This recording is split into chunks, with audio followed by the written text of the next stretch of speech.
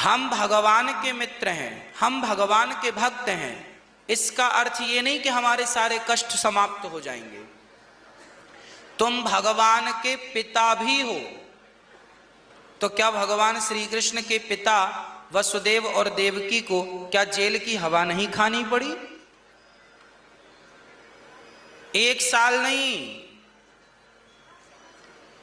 8 बच्चे पैदा करने में कितने साल लगेंगे? हर साल भी एक बच्चा पैदा हो तो 8 वर्ष हो गए। कम से कम 7 वर्ष 8 वर्ष देवकी और वसुदेव जेल के कैद खाने में थे कि नहीं? हाँ या ना? सारे बच्चे जेल में पैदा हुए। तो जिनका बेटा भगवान है उनके पिताजी जेल में हैं, तो कर्म दंड तो भगवान के पिता को भी भोगना पड़ेगा।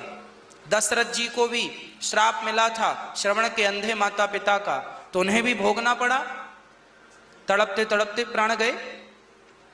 भगवान के पिता ही आप क्यों ना हो, अरे भगवान के पिता तो छोड़ दो, आप खुद भगवान ही क्यों ना हो, तो क्या राम जी अपना 14 साल का वनवास टाल नहीं सकते थे? वो तो भगवान है।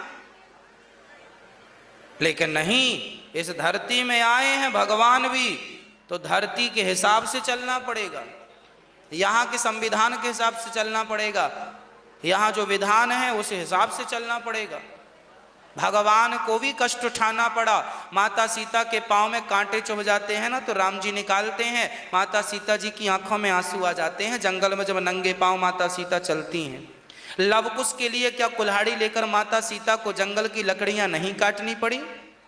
फिर वो तो भगवान है, साक्षात भगवान है, उनमें कोई संदेह है क्या? लेकिन इस संसार में कष्ट तो सबको भोगना पड़ेगा। ये संसार का नाम ही कर्म भूमि है, यहां सबके कर्मों का फल मिलता है, अच्छे का अच्छा, बुरे का बुरा। माता सीता को वनवास क्यों हुआ था? हमने कथा में इसका कई बार आपको कारण बताया है।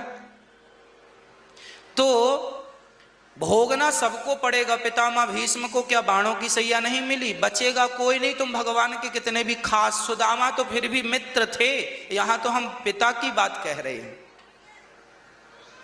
जब बाप के लिए छूट नहीं है, मित्र के लिए छूट हो जाएगी? मैया बैठो, अभी मिल रहे 5 मिनट से।